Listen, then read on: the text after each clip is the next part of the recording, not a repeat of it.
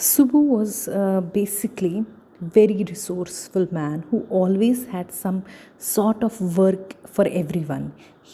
Was bad at doing things on his own, but his immense loyalty made him a man of importance. He was well known for his creativity. Everybody thought that he was a perfect fit in profession of filmmaking.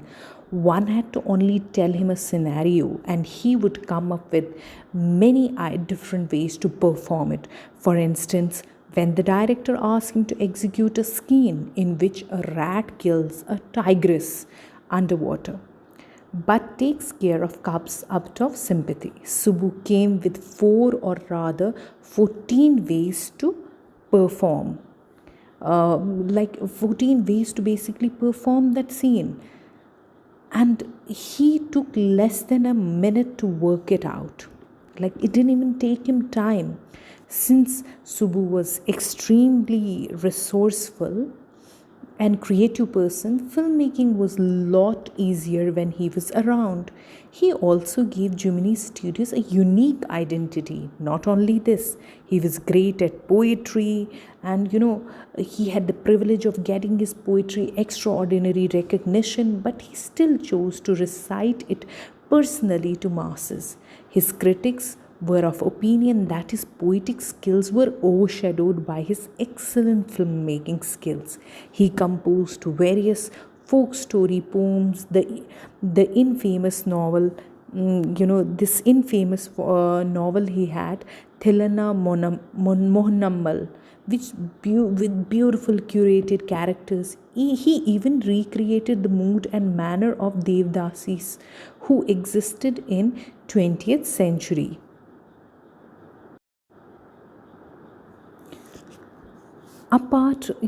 Apart from aforementioned qualities, Subu was a realistic actor, not very fond of playing the protagonist.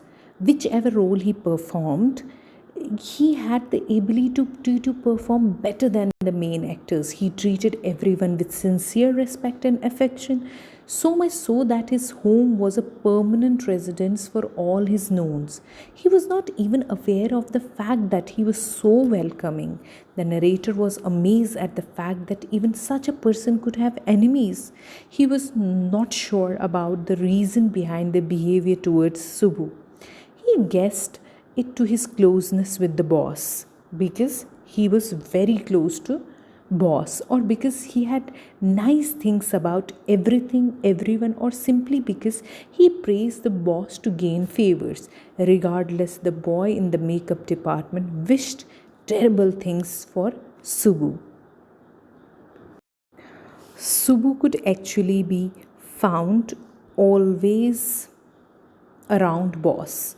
He worked under story department. The department consists of poets, writers, strangely a lawyer also. He was very often referred to as legal advisor, or and this was because once a high tempered actress started throwing tantrums on a set, leaving everybody stunned. While he went and secretly switched, what he did, he secretly switched on the recording equipment. He played with it. When the actress pushed for pause for breath, leaving her shocked, there was nothing offensive against the producer, but her problematic tone, volume, and tantrum sent her into trauma, which was hard for her to recover from.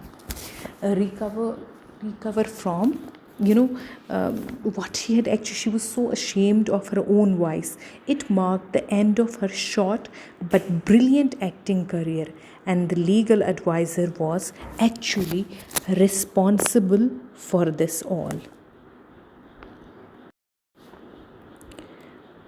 The lawyer of this story department, he wore unique clothes different from usual uniform that consists of dhoti made of khadi fabric, slightly oversized khadi shirt. He was generally seen wearing pants, tie, and sometimes a coat which was like an armor. He was neutral man with logic, which did not value human feelings, or was usually seen helpless in a world full of literary enthusiasts.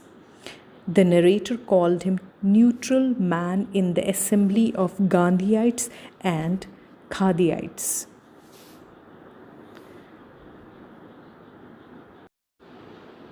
Well, Gemini Studios was frequented by many poets like S.D. Yogyar, Sangu Subramaniam, Krishna Shastri, Harindranath Chattopadhyay. The mess at studio was excellent. It prepared a nice coffee which was available all day long. In those days, Congress rule meant restrictions, and a cup of coffee with friends was only source of entertainment. And only the office boys and some clerks at studio worked. Others enjoyed their free time, which was necessary for creating poetry. Most of the poets wore clothes made of khadi fabric and respected Gandhiji for its prevalence, but were not politically inclined. And they hated terms like communalism.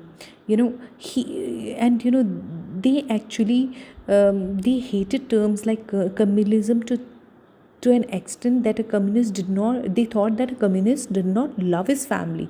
He would not hesitate in killing them. He was there to create violence among ignorant and innocent people. Such a thought was prevalent in South India, and the poets were no exception to it. The proof of this thought would be seen shortly.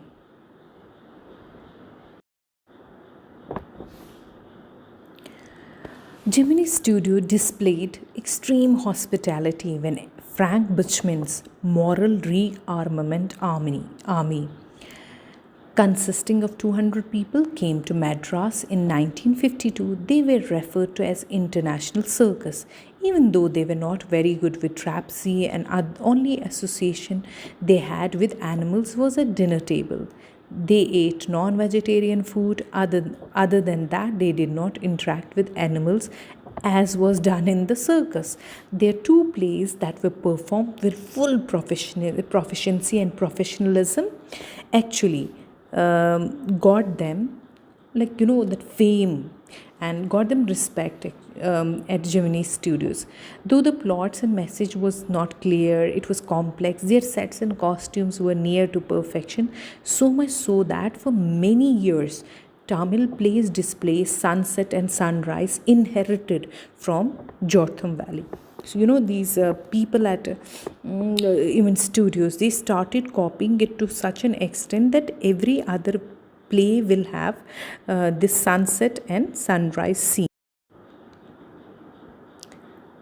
And the MR was actually opposed to communalism, and people like Vasan actually suffered at their hands. However, these bosses and their businesses remain unaffected by such issues. Not only audience but also staff of Gemini Studios had a great time hosting 200 people from over 20 nationalities, and it was different from their usual routine of crowd performances where a group of people would wait to get heaps on makeup on their faces by the makeup department.